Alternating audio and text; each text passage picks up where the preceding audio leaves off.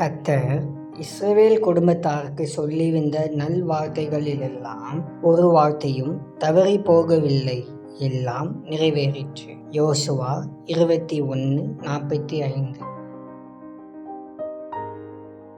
தேவனுடைய பிள்ளைகளுக்கு தேவன் கொடுப்பேன் என்று வாக்களித்த ஆசீர்வாதங்கள், ஊழியங்கள், தரிசனங்கள் சில வேளைகளில் தாமதிக்கலாம். ஆனால் வாக்குத்தத்தம் செய்த தேவன் உண்மையுள்ளவர். வாக்கு மாறாத தேவன் அவைகளை நிச்சயம் நம்முடைய வாழ்வில் செய்வார். தேவன் அழைத்த அழைப்பும் கிருபை வரங்களும் மாறாதவைகளாய் இருப்பதால் நாம் சோர்ந்து போக வேண்டியதில்லை. நாம் நம்பிக்கையுடன் கர்த்தரை துதித்து ஆராதிக்கும் போது நமக்கான வழிகளை திறந்து நம்மை ஆசீர்வதிப்பது நிச்சயம்.